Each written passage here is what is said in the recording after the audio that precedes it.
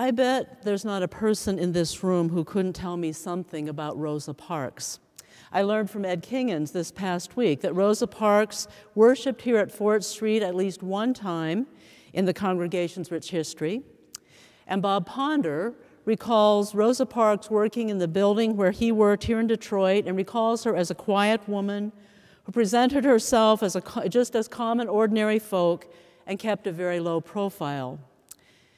The image of Rosa Parks embedded in many minds is that of an older woman, rather reticent woman, tired at the end of the day, maybe tired from a life of struggle, who just didn't follow the order to move to another seat on the bus. A single act that sort of just happened with little thought, background, or context, somehow becoming the catalyst needed to begin the civil rights movement. However, Danielle McGuire, in her book At the Dark End of the Street, paints a very different picture of Rosa Parks.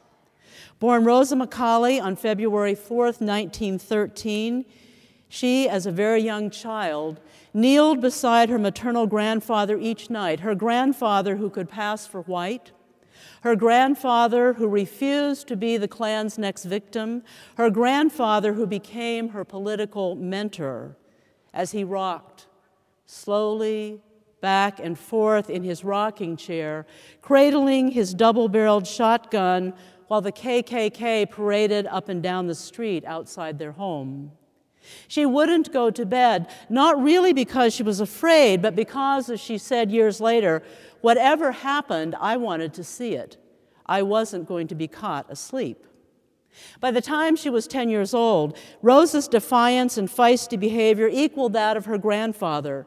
She was well-groomed to join in the struggle to resist injustice, atrocious injustices spawned in the system of white supremacy.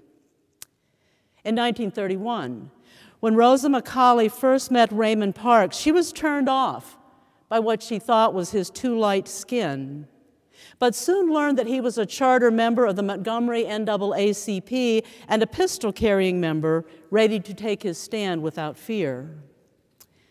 Agreeing to a date with him, Rosa began to see this black activist for the person he really was. For hours, they talked about injustices in Alabama, race conditions, and probably racialized sexual violence against black girls and women in Alabama and throughout the South. After Rosa and Raymond married in 1932, and as their home became a place for strategy meetings, the Voters League, and various activist activities, Rosa was introduced to and immersed in the Alabama underground network of black activists working for racial justice in the 1930s and 40s. While illiterate white voters registered to vote, bogus literacy requirements left highly educated black adults ineligible to vote. Rosa tried 3 times before becoming a registered voter. The third time, she copied her answers on a piece of paper so that if they claimed she had failed the test, she could bring suit against the Voter Registration Board. Following her second attempt to vote in 1943, she had her first confrontation with the burly white bus driver James F. Blake. Remember that name, James F. Blake, a vicious bigot who targeted black women for horrific mistreatment. When Rosa refused to get off the bus and re-enter from the back after paying her fare at the front, driver Blake tried to throw her off the bus. And Rosa's refusal to leave infuriated the driver, who lunged at her and, grabbing her coat sleeve, dragged her toward the door. As he dragged her out, Rosa warned, "I know one thing, you better not hit me." Just before she disembarked, she pretended to drop her purse and quickly sat down on the front seat to retrieve it. The enraged bus driver roared, "Get off my bus!" And Rosa, finally stepping into the street and the bus pulling away from the curb, Rosa vowed never again to ride Blake's bus. Shortly after this 1943 bus incident, Rosa Parks joined the Montgomery NAACP, where at her very first meeting she was elected secretary.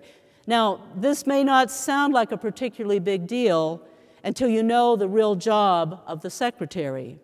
She was required to spend much of her time traveling the dusty roads of Alabama, interviewing people and documenting acts of brutality, unsolved murders, voter intimidation, and a multitude of racial incidents.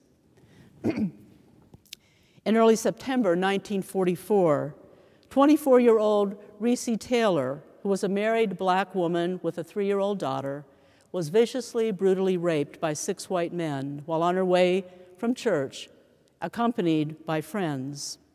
A few days later, the phone rang in the Montgomery NAACP office. The Montgomery NAACP local president promised to send the very best investigator that he had, and the already seasoned activist Rosa Parks left for her next assignment. Rosa Parks returned to Montgomery with the information she had discovered in her investigation, and there was a hearing of sorts before a grand jury. But a month after this travesty of justice, it appeared the case was over, simply left to die, sharing the fate of so many other cases that had come before. Reese Taylor returned home, the threat on her life and on the lives of her family growing increasingly dangerous. Meanwhile, back in Montgomery, Rosa Parks, along with a few others, began to organize a group to help defend Reese Taylor.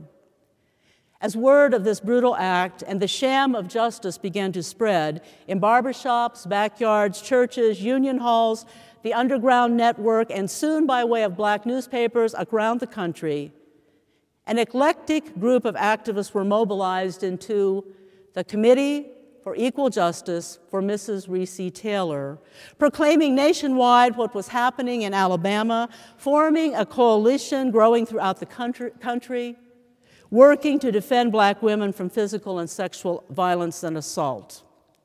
Mass meetings, neighborhood canvassing, ad campaigns were the order of the day. Letters, postcards, and signed petitions to political leaders were in full force. Money was being raised across the country.